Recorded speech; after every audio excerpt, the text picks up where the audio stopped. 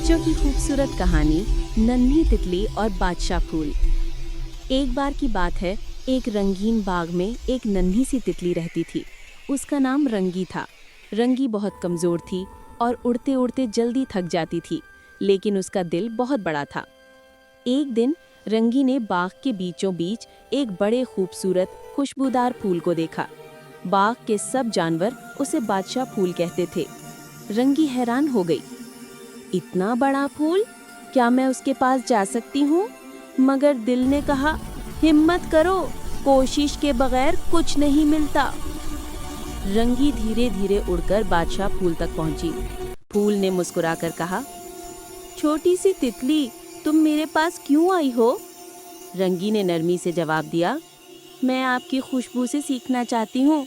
सब कहते हैं आप सबसे खूबसूरत हैं, मैं भी खूबसूरत बनना चाहती हूँ।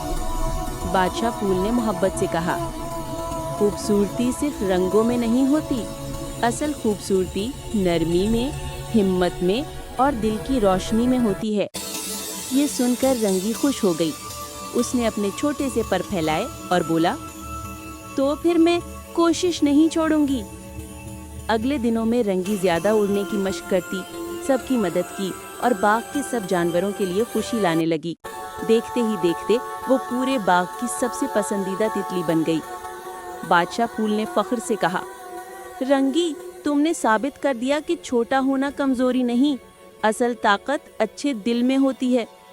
सबक: कोशिश, हिम्मत और अच्छा दिल, यही सबसे बड़ी खूबसूरती है।